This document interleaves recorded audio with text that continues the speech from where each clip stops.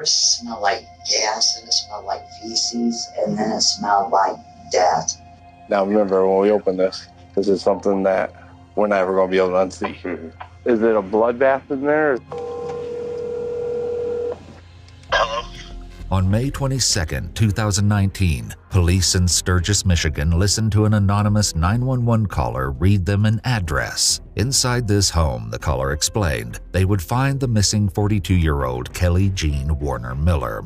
Little did authorities know that single phone call would launch the most shocking investigation of their careers, one that required uncovering secret after haunting secret, all buried within an exceptionally twisted and sadistic mind.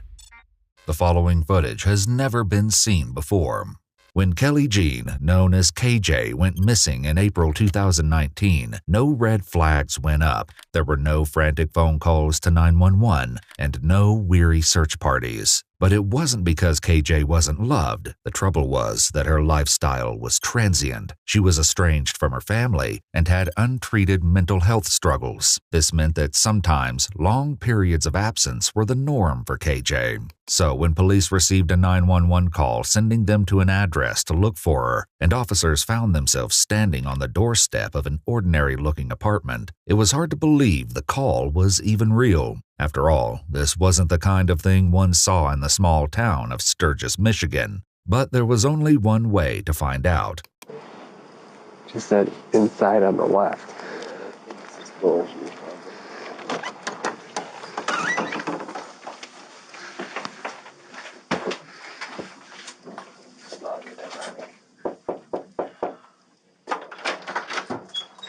Hi, Wade. Hey, Wade. How you doing, man? Hey, how you doing? Doing good. I remember you from the Speedway. Yeah. What are you up to now? Not much. Answering the door is 35-year-old Wade Allen. We're looking for Kimberly. Kelly? Or Kelly. You know Kelly? Kimberly or Kelly? From the shelter, maybe? KJ? KJ? Yeah. At first, Wade seems confused, and for good reason. It's close to midnight, and he's been startled awake by several armed officers knocking on his door. Wade recently came to live in this apartment after a period of homelessness, and KJ was an acquaintance from a shelter he frequented in Kalamazoo. Oh, I don't know. I haven't heard from that person in some months. Do you know her? I haven't heard from her in a while. The last time I've seen her is couple months, and last I heard she's in Kalamazoo. I think the best way for me to help you get a hold of her is through the shelter. The eerie atmosphere is palpable. With a call like this, officers can't simply take Wade's words as fact. They need to confirm what, if anything, is behind his front door. Well, we just need to talk to her. Do you mind if we come and look, make sure she's not here? I can tell you she's not. I mean, According to Wade, he and KJ had lost touch recently after she suddenly stopped responding to his Facebook messages. As far as here, I don't like just... My place is a mess, and I don't like just people coming and going all the time. We don't care. We see all sorts of apartments and homes and... Well, all we gotta do is verify she's not here, and then we can get out of here and be done with it. I don't know. I feel iffy. If you guys want to come by another time, just not right now. Let me at least have a day where I can clean up and do things. Okay. Well, here's the deal, Wade. If we gotta get a search warrant, we will. All right. Okay. We don't want to go that route. I know. That's a lot of work for all of us, including you. So, if we gotta do that, we're gonna have to detain you and put you in the car for a little while. All right, until we get that search warrant. It'll take a couple hours. If she's in there, can you just have her come out and say I'm fine? Well, she's not though. That's the thing. Like, I mean, I can open up and I'll say, "Hey, KJ, Kelly," and there's no Kelly or KJ. You mind if I just stand here and look in? You can. I mean, I don't have her here. Okay. Eventually, Wade agrees to let one officer, one he's met in the past, search his apartment. Do you mind if it's just one of you then? One of us is fine. Do you want to come in? I'll go in, Wade. Thank you. I know you know me enough. Like, Yeah, I just It's not much, but I don't have, I mean, I got my friend's sunglasses here, but not much of anything. And then I got all this my bedroom. You see? Now here, I had her suitcase from when she was here. Just me, and if I do have a guest, I have a bed. As Wade guides the officers through his home, nothing in particular is jumping out. But just as it seems the search is coming to a close, one thing catches the officer's eye. I don't have anyone here. Okay. I just All right, man. myself. What's in the cooler? Oh, that's for when the summer comes around. I'm gonna have parties and stuff. So. All right, no problem. Can you open that for me, and then we'll get out of here? Well, not right now. I can't. Like, I mean, I want to save that for later. Okay. For when the summer gets here. So. But I showed you. She hasn't been here in forever. Okay. Well, you don't. Why don't you just open that cooler, and we'll get out of here? I just want to make sure anywhere that she could be hiding. She's not gonna be hiding. Well, okay. I just need to know that. Okay. No, I mean, I can help you out there, but I've shown you everything. Okay. Wade seems eager to end the search and get back to bed, but his strangely evasive behavior is only working against him. All right. You want to open that cooler for me? Well, Can you open the fridge for me? Make sure she's not hiding in there. there's no point in the fridge either. Like, I mean, it's just food and stuff. I understand. You know. All right. Why don't you throw your shoes on real quick? Well, I helped you out. I showed you. You did partially, but do you have shoes you can throw on real quick? A little bit. But here, I'll help you. You know. Okay, I'll help you out. Go on out. Well, I gotta get. You're detained right now. Okay, go on out. I'm detained. You're detained. Right, walk out there. As the walls seem to close in on Wade, he's forced to make a decision. He can stick to his guns or prove to the police that they really have nothing to worry about. You said let me get my shoes on. You're not gonna get them on now. I'm giving you the opportunity to walk out there. Do it now. You got anything illegal on you? No, I don't. Okay, put your hands behind your back. You got a knife or anything like that? No. Okay. Why don't you turn around against the wall real slowly? Being detained, I'm just. Just want the opportunity to look the rest of the way through the apartment, okay? Well, I showed you everything. Here, let me. Do you want to show me? I will. I showed you everything. Why don't you walk back in there and show me then? But I did. You see? Can I look in that fridge? Yeah. Okay. It's something. Okay. I see she's not in there. What you want to be in the fridge? I understand that, but we got to look. We found people in some crazy places. With no sign of KJ, Wade makes no attempt to hide his frustration with police. She wouldn't have to hide. Well, I don't know her. I don't know anything about her. I don't know if she's hiding from the law or hiding from her family or what she's doing. Well, I so don't think she would. I just want to verify. Okay. Can I look in that cooler over there? That's kind of, like I said, later on and summer stuff, but I'm trying to keep my stuff kind of private, you know? Well, that's fine. All I want to do is open it, say, KJ, you in there? And then close it right back up, and I'll get out of here. You'll be out of handcuffs, and we'll be gone. Well, let's have a warrant for the rest of this, and I'll just get detained. Okay. I don't understand why all this. Seemingly confused at the invasion of his personal space, Wade agrees to wait it out while officers request a search warrant. Why don't you just have a seat right there? Well, do you mind if I wait out here? I mean... No, I got to type up a search warrant. But at this point, I'm suspicious that she is in there. Why? So, because you won't let me look in that cooler or any other big boxes in there. I didn't see anything else I needed to look through, but that big cooler, I have no idea what size she is. If she's a little person, you could probably put two of her in that cooler. That cooler was that big. So basically, I was going to make sure she's not hidden in there. It took you a little while to answer your door, so I don't know if she was... The reason why I took a while is because I had to get dressed. Okay. I understand that. If you were in bed, yeah. But in the meantime, you could have been telling somebody to go hide in the cooler. I don't know. She's not in trouble. We just have a job to do. As officers repeatedly ask Wade to wait in the cruiser, he does everything he can think of to avoid the back seat. I actually like to stay out here if that's okay. Well, we can't.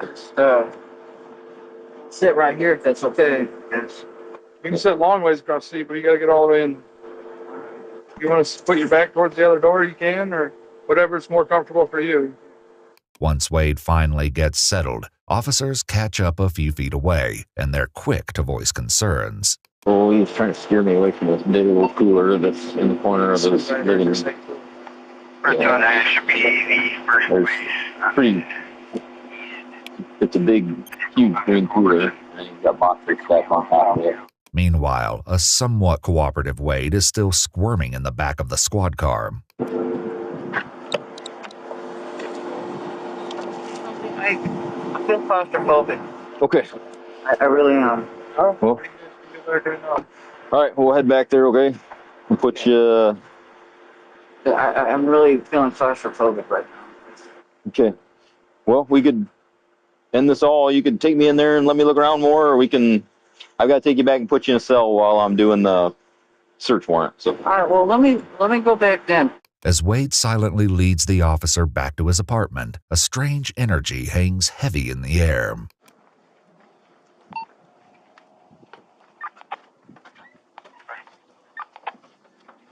All I'm concerned about is any closets or any coolers. Like I said, just in here, not much.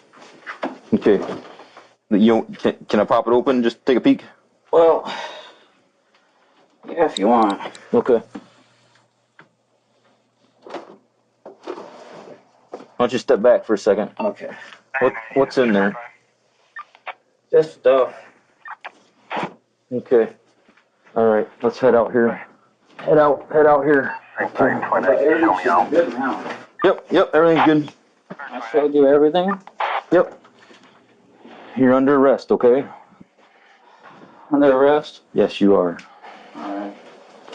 Gotta get the crime task force out here. Can I have a soda, please?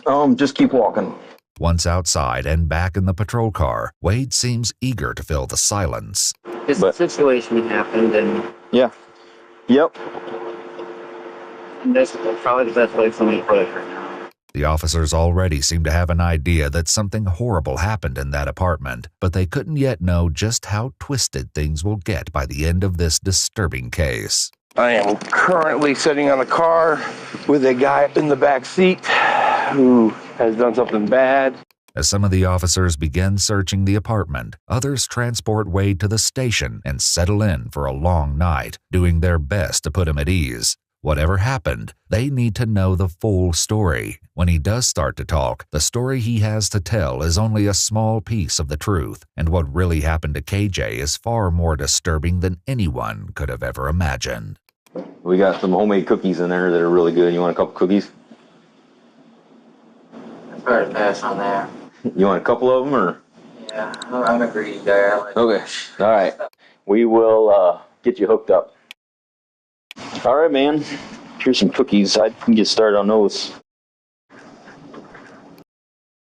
Soon the detective arrives. While Wade insinuated earlier that KJ was merely a distant friend, it's not long before that story changes. And I think it goes back to like 2013 with her. Okay. And we started being friends, but we started probably dating sometime after that. So would it be fair to say that you've known Kelly Jean since 2013 and recently? Oh, I've known her before that, Okay. but that was just when she added me on Facebook. Recently, according to Wade, he even lived with KJ in his current apartment. All right, Wade. So what I would like to know from you is, in your own words, what happened to Kelly Jean? I know she's been through a lot. And really a lot. Might take a little bit to describe, because there's a lot. Please take your time. I have nowhere else to be. So I will bear with you. Officer Wire will bear with you. Absolutely. If you need a tissue, there's plenty of tissues there. Earlier, the search of Wade's apartment revealed some chilling discoveries. So there's a rope, there's a bungee cords. We got the trash bag. Some type of ribbon. Looks like a female belt. Girl shoes, those green ones. That's what it looks like. I'll start with saying that she's hyperglycemic. Okay. Alright, so her eating levels are important. She has to have a certain amount of sugars or whatever. Mhm. I only bring that to attention because I know at one point while she was making cereal, she fainted and really hurt her head, and it really concerned me. Because a little after that, I started seeing impairment issues, whether speech, memory, things like that. I was concerned. How long ago would you say that was?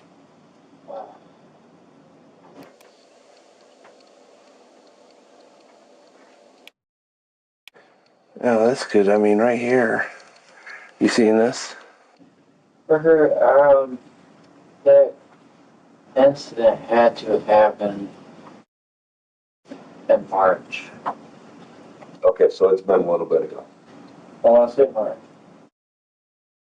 When she fell, did she become unconscious? Did she knock herself out? Did she just kind of stun herself? Did she? She was unconscious for a little bit. Okay, about how long would you say a little bit would be? Well, I would say 5 to 10 minutes, and even though that might seem like a little bit to me, that's a long time for someone to be unconscious. And as Wade tells it, KJ's symptoms lingered in the days after her fall, and they weren't subtle. She had no memory of what happened, and she struggled to carry out daily functions that weren't a challenge for her before. Though KJ did suffer from these symptoms, what Wade is saying happened isn't the full story, and what really happened to her is far more disturbing than just a fall. And then I was trying to take care of her. Wade isn't the only person police spoke to. They also asked his neighbor Sherry, who lived right next door, to come to the station to answer some questions and hopefully shed some light on what really happened to KJ. According to Sherry, she and Wade had a cordial relationship, occasionally spending evenings watching TV together in her apartment. But Wade made a comment about KJ that left Sherry feeling concerned. Also, he told me that she had fallen in the bathroom and that he thought she might have a skull fracture. Mm-hmm. And I said, well, you need to take her to the emergency room. He goes, I'm taking care of her. This development immediately put officers on high alert. In the story he told officers, Wade explained KJ fell in the kitchen while making cereal. In this version, Wade said she fell in the bathroom. This is only the first of many red flags in this story. She wasn't able to feed herself. And that really concerned me. I did my best to try to help feed her. So one time I came in, I saw her sitting on the tub, and I tried to feed her this meal. One of these freezer dinners, I have a bunch of those, and it was chili. And she was just kind of like holding it like this, and then she just moving so slow, and there was just chili all over her. Wade explained that KJ even struggled to drink water at times, despite his attempts to help her. Did you try to get some medical treatment for her, see what was going on, anything like that? I didn't take her, no. I didn't know if she could move or get around. What do you mean by that? She just wasn't walking all that fast. Like I said, her motor skills were not good. I did start talking to her caseworker about how she might need a adult foster care. You know, because before even that, there were issues of bladder control problems. Like on my bed, I got a big old yellow stain for where she peed on that. She in the kitchen, like she had issues with bladder control.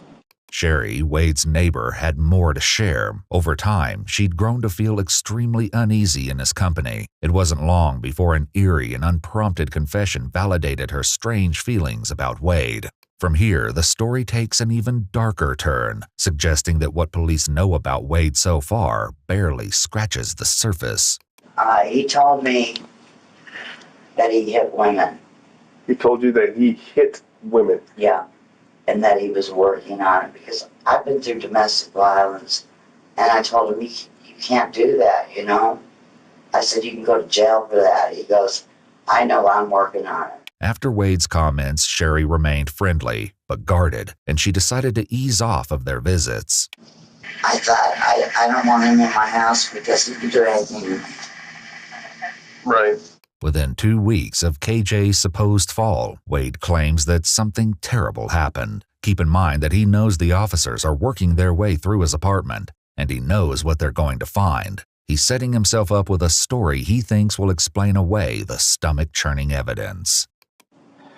I figured she'd be okay in a bathtub, just taking a bath.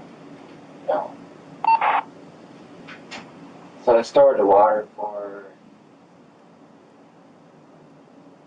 I thought she'd be okay if she was laying down, not standing up. I wouldn't have to watch over her. She wouldn't fall. Yeah. Right. So when I see her in the morning, she wasn't breathing, and what really shocked me is when I saw her feet. And it means that she started with hot water and, I don't know, didn't have the strength to turn the knob, or I can't understand why she didn't turn it or adjust it, or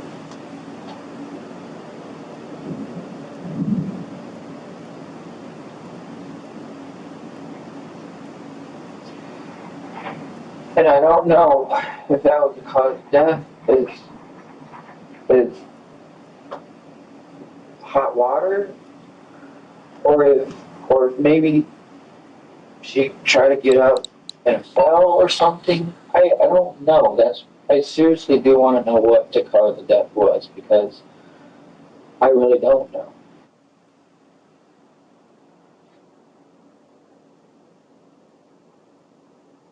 With this claim, Wade has confirmed that KJ isn't missing.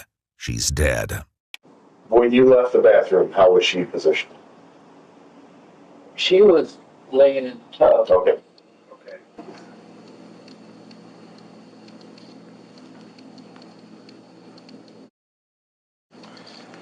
So this is where I don't see anything on the outside of the fridge. The naked eye. See anything underneath? Okay. No, either. Oh my gosh.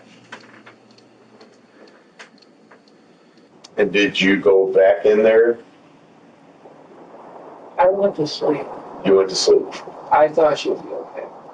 Authorities struggle to understand Wade's logic. In what world would someone leave a person who was incapable of eating, drinking, or moving around without help alone in a tub full of water? There's one very good reason for this. Wade isn't telling them the truth. While on a break in the back room, officers wrestle with ideas about what's really going on.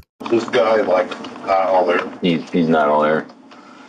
We thought I figured that you could choke him up pretty easy, but he's either really good or he's just, I don't think he's all there. As the police will soon learn, it isn't that Wade is out of his mind. Rather, he's attempting to manipulate them in order to hide the truth of what really happened to KJ. But the horrors uncovered back at his apartment will reveal an entirely different version of events. So your cast's off. Something's right there, because that's spirits over here. Works its way down. See it on a... Yeah. It looks like it hit pretty level.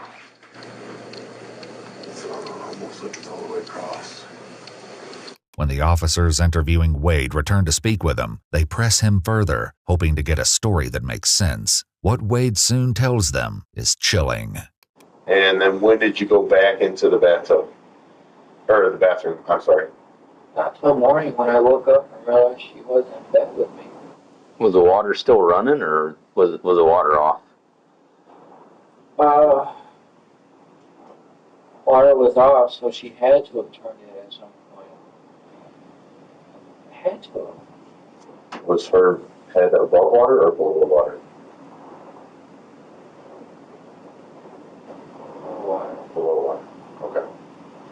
What happened at that point? Did you call 911? Did you call anybody at all? My parents. If KJ's death was truly an accident, it's hard to fathom why Wade wouldn't immediately call for help. Wade has also just lied to police, or at the very least, he's leaving something integral out of this story. Given the 911 call reporting KJ's death, Wade had to have told someone about KJ's death. He had her in the bathtub for a little while, and I don't think he's going to be very cooperative with you. Okay. Well, most people aren't. It turns out that Wade had no question in his mind about the identity of the mysterious caller who reported him to the authorities. I only have one friend which probably made the call, and I'm not going to be upset with him. He probably got to a point where his conscience got to him too. And Wade was right. The caller was his own best friend, Stephen Ryan Russ. Wade explained that after everything had happened, his only way to cope with KJ's death was to tell someone. So he confided in Stephen. But what he told him was so disturbing that Stephen couldn't keep it to himself. When police bring Stephen in for questioning, it's clear from the start he has reservations about speaking up. Is this going to be in court? This could possibly be used in court, yeah. So Wade's going to know about this? He already knows. No. All right. So the whole case came to light when Central Dispatch got a call regarding Wade and KJ. Do you know about that call? Yes, I do. Did you place that call to Central Dispatch? Yes, I did. And what was that call in reference to? My family was getting very scared of him, and it was to the point that they couldn't even sleep, so I had to do something. Stephen continues, explaining the series of Facebook messages that turned his world upside down. He said that he did something and that he can't talk to anyone about it. And I was like, well, I'm your brother. You can talk to me. According to Stephen, Wade then explained that KJ had passed away unexpectedly, and he didn't report her death to the police. He wanted us to help him move the body with the car, and we both told him no, that we can't do that. And I was like, you're one of my closest friends, and I'll keep your secret for you, but obviously I couldn't. In interrogation, Wade tries to explain his choice to hide KJ's death, hoping to ease detective suspicions. It's hard to feel like I can be honest if I feel like I go through scenarios all the time where I'm accused. And Well, I can tell you, we're not here making any accusation. We're just here to it's hard to figure out what happened. I didn't do the right action. I probably should have reported. I should have done something's right. And I just felt like whatever I would have said would have just been taken the wrong way or said the wrong way. And by now, Wade knew he was in trouble. KJ's body was still in his apartment, and he needed it gone. Stephen eventually paid him a visit, and things only got worse. He's asked me if I wanted to see the body, and I told him no. I really didn't want anything to do with it. I didn't even want to be in there because it felt like there was an elephant sitting on my chest. When asked why Wade would keep KJ's body in the apartment, Stephen gave an answer that only hinted at the truth. My guess is because he didn't have the means of getting rid of it. I treated it like I was guilty of the situation. I felt like no matter what I say or do, I was just going to be guilty. But I figured no matter what, that's how I'll do is I want to give her a proper burial somewhere. Wade's desire to give KJ a proper burial is chilling, and his next comments stir up the eerie feeling that Wade desires some sort of control, a theme that will surface again soon. As disturbing as this story is, it's only the beginning of the sickening revelations because Wade still isn't telling the full story. At least wherever I'll put her, I would visit her. I wouldn't want her to have, nobody visit her, Mm-hmm. I mean, I don't know I what get that. I don't know what you guys would do with her now, but if I could know where she was buried, I would like to go. The cooler was brand new. Yeah.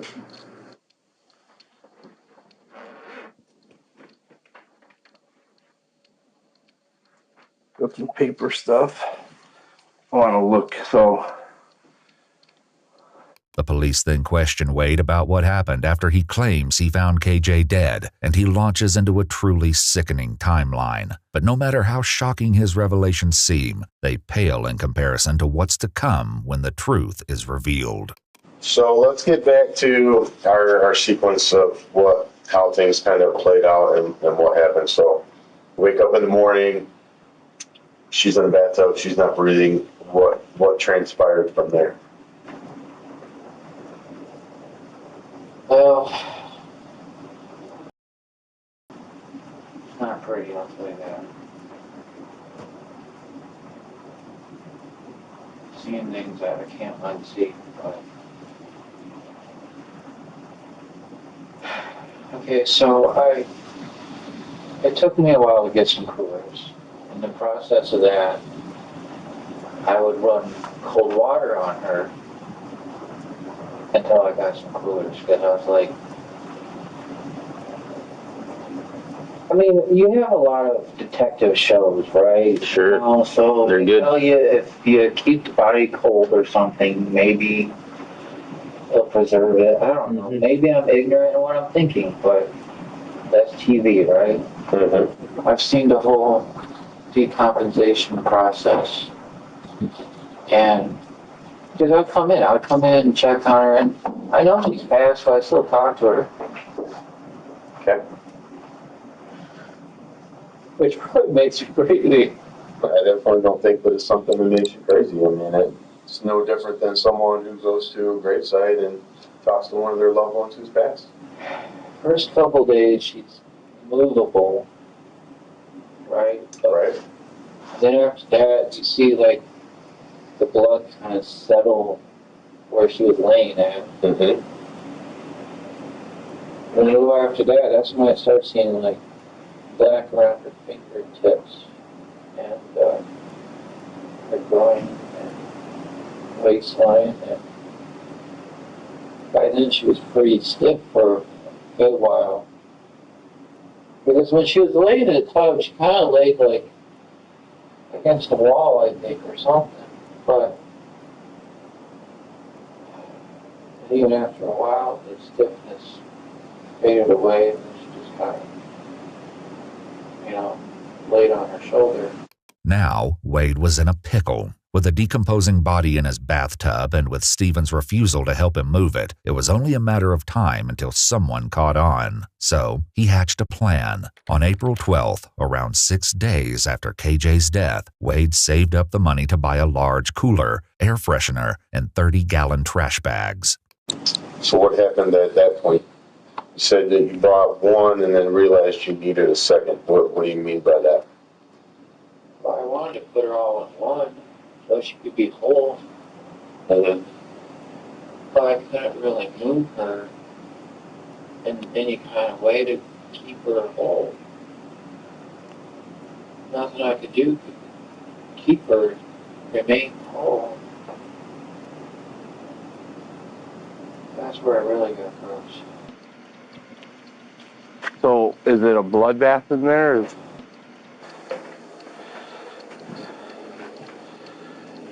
What happened at that point? Well, when I had to get the second cooler, I had to put her legs in that one. And I'm not gonna lie, that was the grossest thing ever. I guess help me understand how she was in one and her legs were on another. I had to cut her legs so I could fit, Okay, when you say that, you mean that her body was too big for the first cooler? So you couldn't fit her in the first cooler? And was she too stiff to be able to move her around to put her in the cooler? If I could move her, I would have had her like knees up to her chest or something. but he couldn't. When Wade couldn't fit KJ's body into one large cooler, he decided dismemberment was his only option. But he didn't exactly keep a low profile. Instead, he asked to borrow a saw from his neighbor Sherry, not an unusual request if it weren't for his bizarre explanation. According to Sherry, Wade claimed he needed the tool to cut his mattress in half. When he wasn't able to use someone else's saw, he purchased his own from a local supermarket and then got to work. Where did you cut her legs at?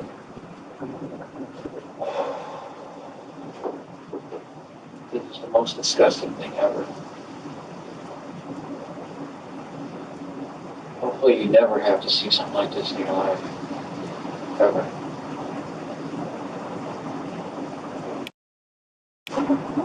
Alright, so here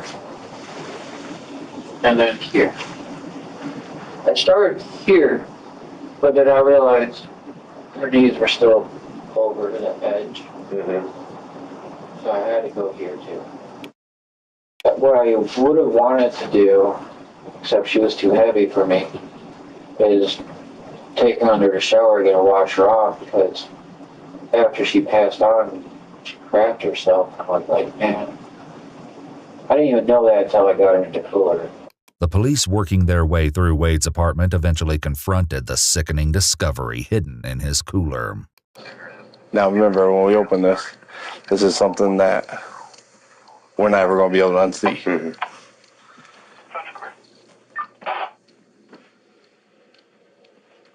Oh, yeah. Her head, her arms, her breasts. She's been gone for a while. Yep. See, her legs are detached and above the knee. Yep. Bugs have made their way in. Yep. There's a large amount of food there. Definitely female. Appears to be Caucasian. Naked, no clothes. Okay.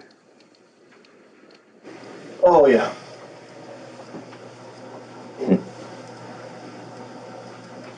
And cut up. Nice. Okay, now it stinks.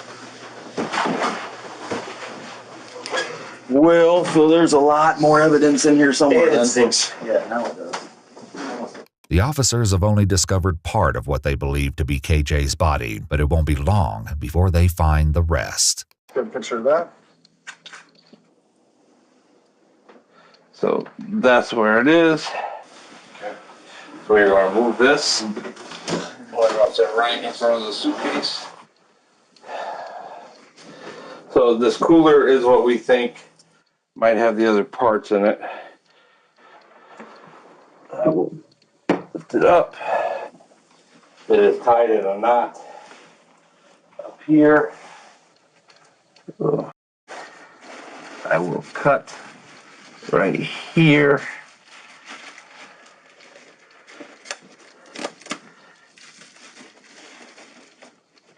Yep, those are her legs.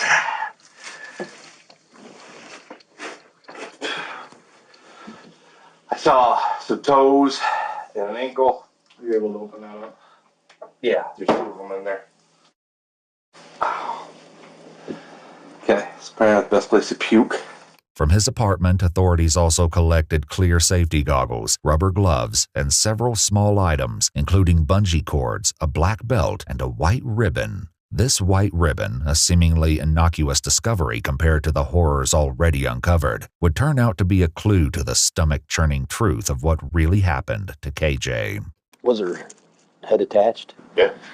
She's in the cooler. She's Yeah. this has basically been down like that. That's all I seen was her arm and part of her chest, and I Cut just off shut it about right here. through the femur. Authorities shift focus to the saw, which wasn't recovered from Wade's apartment during the initial search. Wade says that shortly after he dismembered KJ's body, he contacted a friend he knew through the local shelter system to negotiate a trade, a saw for a DVD player.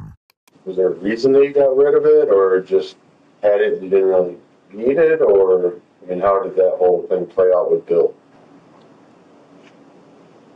He needed it, and I needed a DVD player. While Wade describes trading the saw as a casual, serendipitous event, police catch up with the man who received the saw, and he describes an entirely different scenario. Like, he really was wanting to give it to me. I'm like, well, just wait till I bring the DVD, because I don't like doing deals where, you know, I owe somebody, because then I got it on the back of my mind constantly. I have to, you know, I owe them. So I was like, just wait. And he's like, no, here, just take it out. Would you say that he was insisting that you take the saw? Pretty much, yes, he was insisting. Because I even said, no, not right now. Did you notice anything about the saw that was weird, different? Looking at you could see, like, in a serration, it looked like a chunk of something in there. DNA testing of the saw blade did reveal the possibility of blood present, although further details could not be confirmed. I mean, I'm not proud of anything at all. Sure, but stuff happens, and we're just trying to get not how this should be. Like, I kept saying this word, like, this is not how you should have went. This.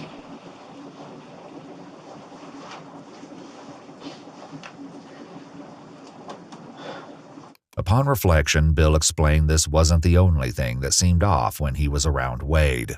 And then when you heard about Wade getting arrested, what was the first thought in your mind? I didn't believe it. I'm like, because I've been hanging out with him. I freaked out because I was sitting on the cooler and I didn't know. I smelled like, you know, now I know what a dead body smells like, but that smell was there. As soon as I walked in, it was bad. You know, I was just thinking, man, this guy got some nasty bowels or something. Right. That's what I honestly thought that was, but now I know that was a body.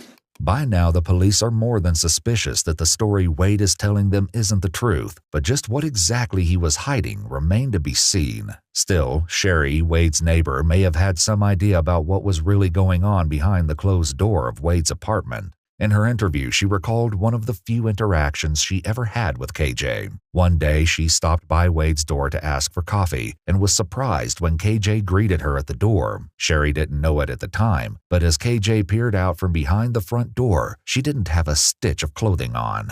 KJ agreed to send Wade over shortly. When he showed up on Sherry's doorstep, coffee in hand, he wasn't happy. According to Sherry, Wade admitted to forcing KJ to walk around their home naked, and by answering the door that day, she'd apparently crossed the line. He said, she shouldn't have opened the door like that. I said, well, I didn't see anything. And he goes, I'm going to have to get the belt out. But back in the interrogation room, Wade doesn't do much to refute his neighbor's accusations. In fact, he expands on them.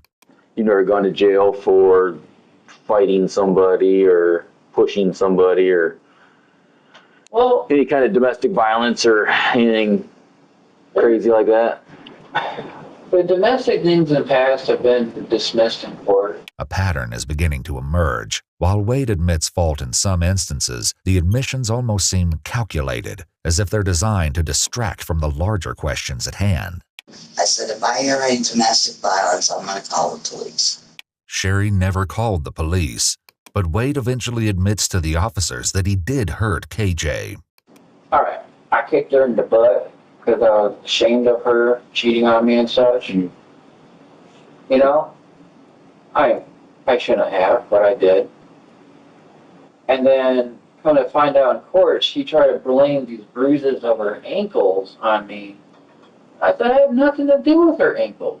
That's false evidence. Because what happened was she fell down by the railroad, again, the balance issue, by the railroad tracks, and that caused the bruises from her ankles rolling. Not from you kicking her, though. No. Gotcha. Without report required. You wonder how long he's just been chilling in this body in his house. Guess she had reason for concern.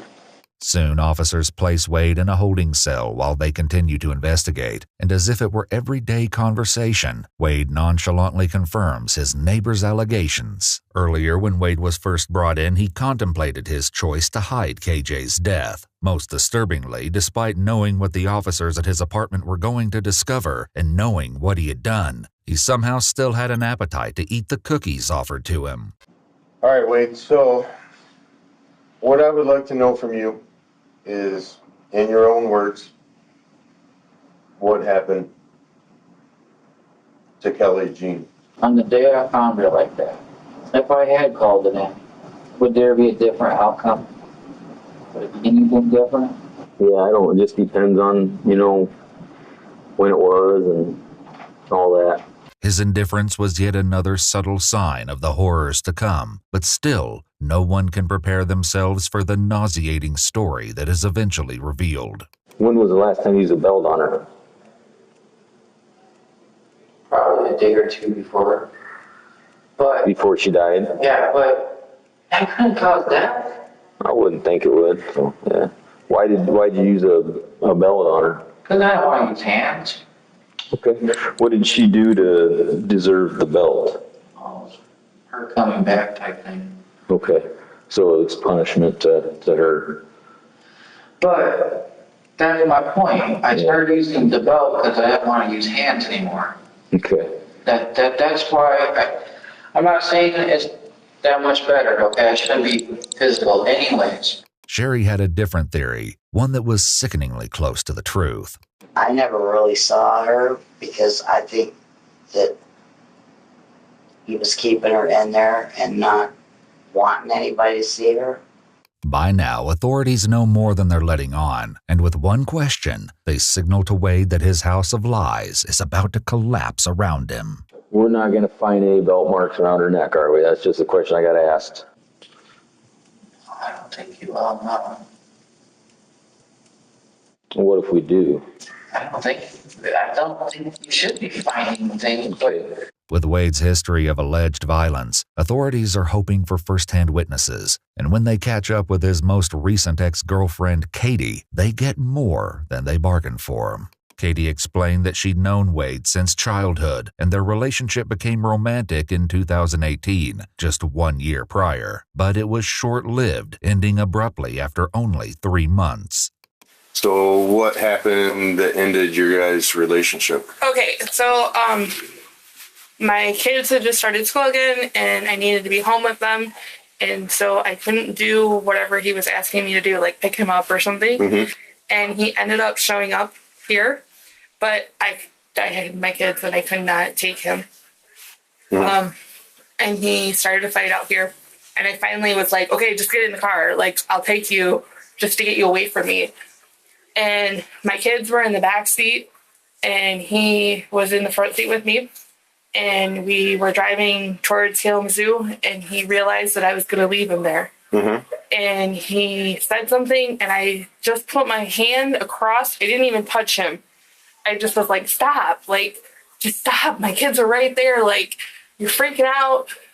And he told me that he would break my arm if I ever did that again. And so my daughter she's a diabetic, and she started, I didn't know at the time, but she was like, Mom, my sugar's going low. But she was just faking it to get back home. And Smart girl. so I got us back here. My kids got in the house. I got away from him out of the car. And he's like, just get back in the car and take me. And I'm like, no, I'm not getting back in the car. And I put like a bicycle and a chair between us, and I wouldn't let him get close enough. He's like, no, I'm not going to hurt you. Just come here. Let's just figure this out. And I was like, no. You need to find like somewhere else to go, somewhere, like get away from me. I don't want anything to do with you. And before the detective leaves, she suggests something far more sinister may be at play. If I wouldn't have ended things when I did, that would have been me. And that's terrifying to me. As police slowly gather more pieces to this puzzle, a clearer picture starts to emerge. Authorities are ready to confront Wade. Unsurprisingly, Wade uses the opportunity to smooth over his story, but in the process, he trips up. he says, well, why didn't she scream or anything? I've never seen that woman scream. Never. I might have only seen her cry maybe 4 times. Okay. What caused her to cry? 2 times was pain related. Like where she got hurt, she cried. How'd she get hurt? Did she cut herself bad, or was it a broken bone, or? Just, I don't know if I don't even want to really talk about that. I just know that that's the only time I've ever seen her cry. Okay. It's twice out of pain. Okay. And twice when I left her alone. You don't want to talk about it? Cause did you cause the pain to her? And you can be honest with me, Wade. It's all about getting everything off your chest. When I left her alone, I know when she cried being alone, I caused that emotional pain. Physical pain.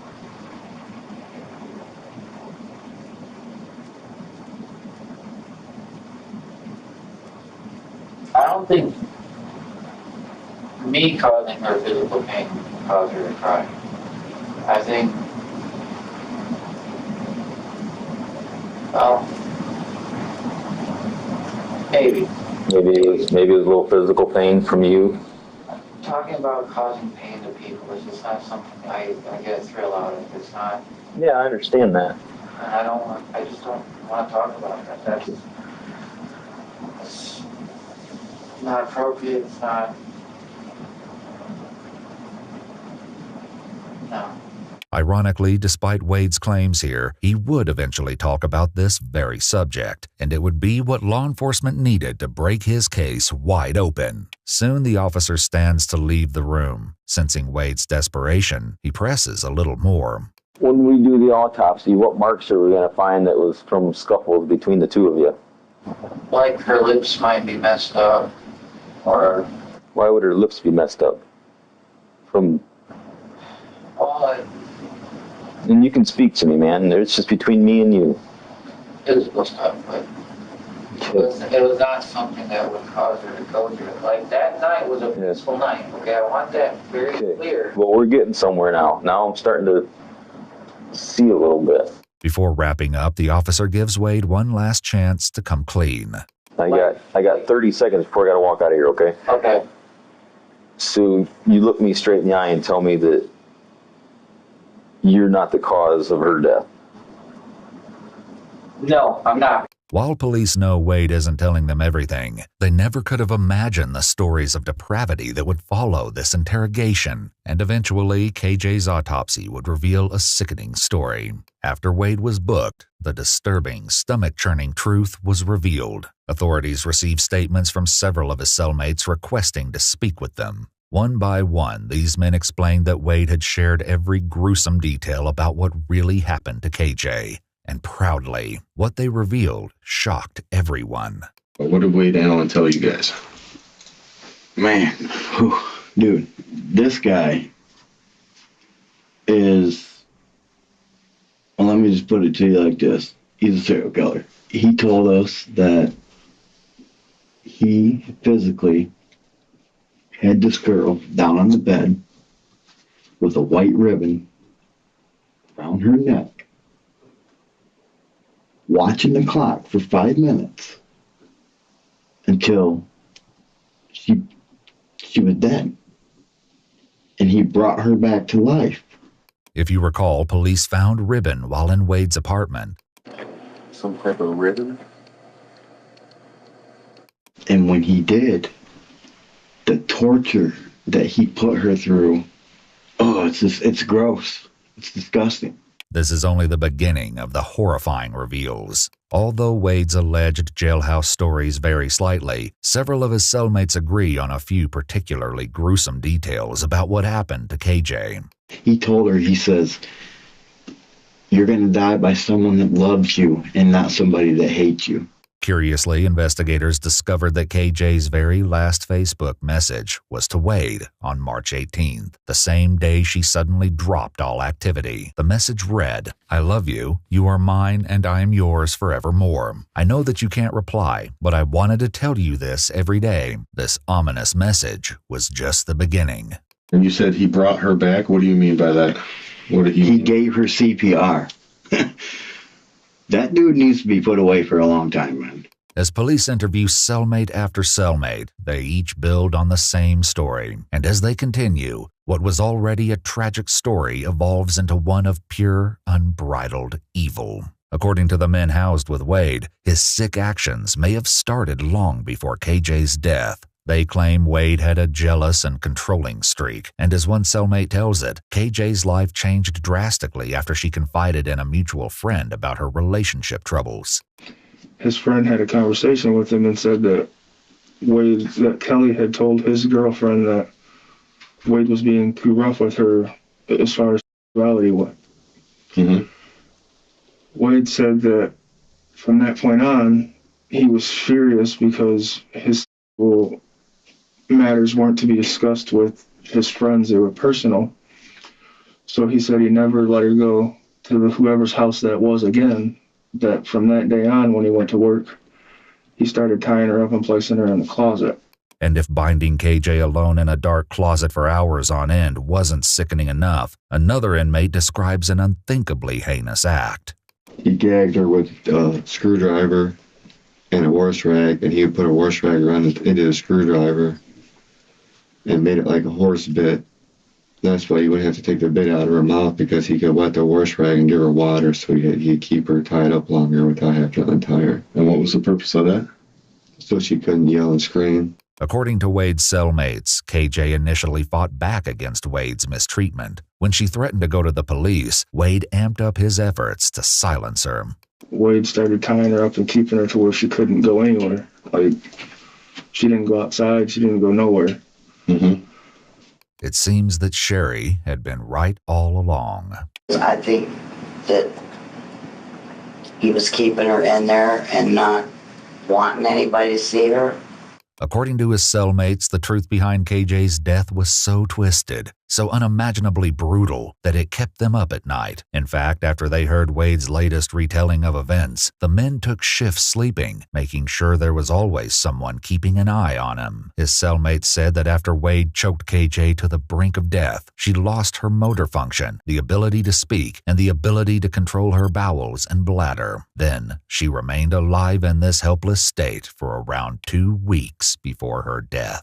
He said he didn't know if it killed her, but he had to smack her to get her to come back, and I guess she never actually came back. She came back, but she wasn't there. So, and that's, you know. What do you mean by that? She wasn't coherent.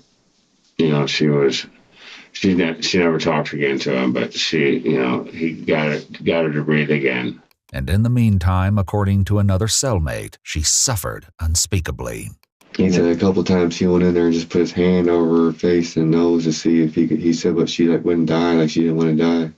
According to another man housed with Wade, he even seemed to regard her suffering as an inconvenience for him. And he said that she wouldn't eat, is why he was hitting her with the belt stuff, trying to wake her up, but she wouldn't wake up. Bit by bit, police are beginning to piece together the gut-wrenching reality of KJ's last days. While Wade claimed to have been attempting to feed her and care for her in her state of helplessness, this was a complete lie, and in fact, he was torturing her. He got to the point where he was laying in bed one day, and he felt the need to take a torch that he had, and he said he burned her tongue, her clit, and her nipples, so that she would never feel arousal from another male again.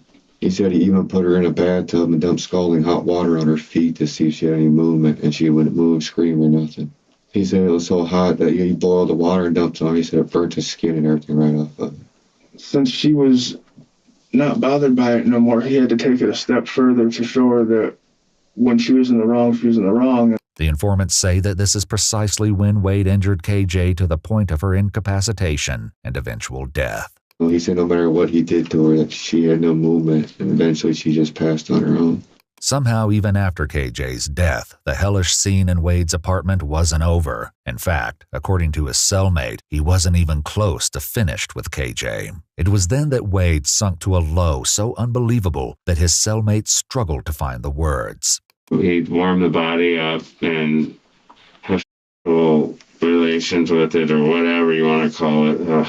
You know, that's just, I was like, geez, you know, I wasn't trying to hear any of that, but just,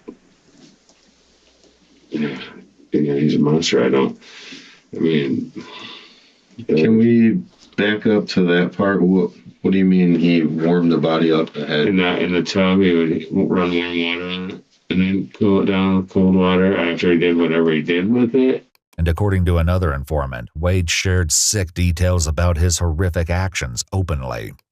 He was like, it was kind of rough at first. He was like But her jaw just eventually opened up, and I just took advantage of it before I had to chop her up. I was like, whoa. Meanwhile, as this nightmarish scenario took place, Wade's next-door neighbor Sherry started to notice a foul odor drifting into her own apartment. But then, like, over the last 2 weeks, he was even standing there. I said, what is that smell? It smells like something died. Like something's dead. I thought maybe an animal or something. And he goes, well, there's a mouse in my wall. Maybe it died. First it smelled like gas, and it smelled like feces, and then it smelled like death. It also seemed that the 5 or so weeks KJ's body was hidden in the coolers was no accident. He was hoping that sitting in the totes for however long he kept her in there, that she would decompose enough that it wouldn't show the signs of the welts on her back and the bruising from him hitting her. Wade told you that? Yeah. KJ's autopsy revealed multiple areas of bruising, including her chin, neck, and right ear. Her hyoid bone, situated at the top of the neck underneath the chin area, was fractured. This is considered a strong indicator of strangulation due to the rarity of fractures from other types of trauma. Ultimately, her death was ruled as a homicide by unspecified means. He would sit and watch Criminal Minds and talk about, if I had it all, I wish I'd have watched this and I could have done it differently. The way he talked, it seemed like he has done it before. According to his cellmates, it was Wade's total lack of remorse, even bragging, that set them off the most. It's out there, man. He's just laughing about it, and he can talk about it like it's nothing to it. I mean, he jokes about it. He breaks out a police report and lets people, if you're interested in reading something that way, he'll let you read it. And it's beyond me. I mean, and he said he loves the girl. I mean, you don't love somebody and do this kind of stuff to him, man. Right.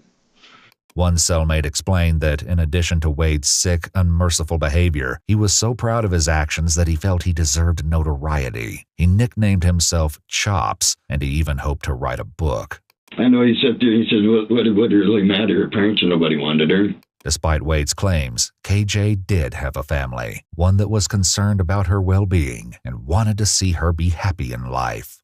Somebody needs to stand up for that lady, right? You know, she has family, and that's good to know. You know, but I don't know. I got to get the emotional part of it. You know, I feel for that. I feel for her family. Yep, I completely agree. So do I. And yeah, I'm just happy that I got to talk to you. Sherry expressed her horror that she didn't see this coming.